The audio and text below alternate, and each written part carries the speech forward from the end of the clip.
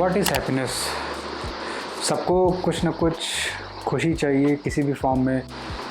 कोई बेटा चाहता है कि अपने पेरेंट को खुश रखें, पेरेंट्स चाहते हैं अपने बेटे को खुश रखें, बच्चों को खुश रखें, बीवी चाहती है पति खुश रहे, पति चाहता है बीवी खुश रहे। सब एक दूसरे को खुश करने में लगे हुए हैं, लेकिन वाकई में खुश हैं लोग? नहीं है। क्योंकि अगर तुम्हारी जेब में मान लो 20 रुपये भी नहीं है, तो फिर आगे वाले को तुम 10 रुपये कैसे दे पाओगे? तुम्हें किसी को कुछ देने के लिए तुम्हारे पास खुद तो होना चाहिए ना। तो यही वजह है कि लोग जो खुद खुशी देना चाहते हैं किसी को, वो दे नहीं पाते। इसलिए नहीं दे पाते क्योंकि उनके पास खुद वो चीज़ नहीं है। तुम चाहते हो कि तुम किसी को खुशी दे लोगे और बिना उस खुशी को तुम्हारे पास हुए, तो फिर वो इम्पॉसिबल वाली बात है। तुमको लगेगा कि मैं उसके लिए ये कर दूंगा तो खुश हो जाएगा। ऐसा कुछ नहीं है। खुश होने के लिए ऐसा नहीं कि तुम्हें कुछ करना पड़ेगा। तुम कुछ ऐसा बिल्ड करते हो अपने लिए, या तुम जो काम करके जो तुम्हें हैप्पीनेस आती है, वही हैप्पीनेस चारों ओर बँटने लगती है अपने आप। तो अपना खुद का डेली का रूटीन देखो और उसमें जो भी वर्थ वाइल चीज़ है, जिस पे तुम्हें लगता है कि हाँ इसमें मेरा टाइम जाना चाहिए, ये सही चीज़ है, इससे मुझे अपना टाइम देना चाहिए, तो उस चीज़ पे अपना टाइम इन्वेस्ट करना स्टार्ट करो। अगर तुम जो चीज़ तुम कर रहे हो, अगर तुमको करने में मज़ा आ रहा है, तो वो जो उसका फ्रूट है वो हर जगह बिखरेगा अपने आप। तो खुशी पाने के चक्कर में मत पड़ो।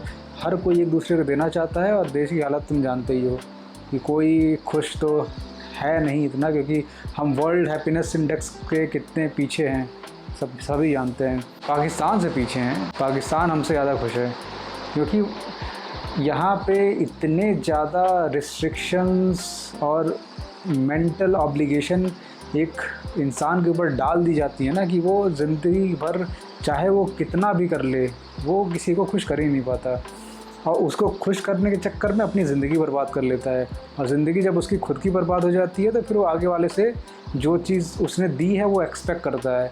तो यही लेन देन के रिश्ते में थोड़ी ना खुशी होती है। लेन देन के रिश्ते व्यापार के रिश्ते हैं। उनसे व्यापार में तुमको कोई तुम्हारी भलाई चाहने थोड़ी ना आता है कोई। और इसी में ये रहता है कि माँ बाप वो ऐसा कॉन्सेप्ट बताते हैं कि ऐसे जियो वैसे जियो, लेकिन तुम वो चीज़ सिखा कैसे पाओगे जब तक वो चीज़ जो तुम बता रहे हो वो तुमने खुद ना जी हो? तो वो चीज़ वो समझ कैसे पाएगा वो बच्चा? तुम उसको बताओगे झूठ नहीं बोलना है, लेकिन तुम खुद अभी कोई पड़ोसी आएगा जिसको तुम पीठ पीछे गाली देते हो, और उस बच्चे ने देखी भी है, और उसके सामने उसको इज़्ज़त से नवाजोगे, तो उसी के सामने अगर तुम बच्चे के सामने वही रिफ्लेक्ट करोगे कि मैं झूठ बोल रहा हूँ, और बच्चे को उल्टा सिखाओगे झूठ नहीं बोलना चाहिए, तो it is a dual sign. ये कभी बच्चा इसे सीखता नहीं है। उल्टा वो कनिंग होना स्टार्ट हो जाता है कि सामने नहीं बोलते हैं, पीछे बोल सकते हैं। तो हैप्पीनेस का सबसे इजी रास्ता क्या है?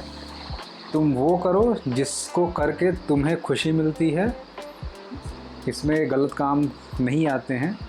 जो तुमको करना है उसको तुम करो, जिसमें तुम्हें मन लगता है, जिसको तुम और बेहतर कर पाओगे और अपने आप को इम्प्रूव कर सकते हो।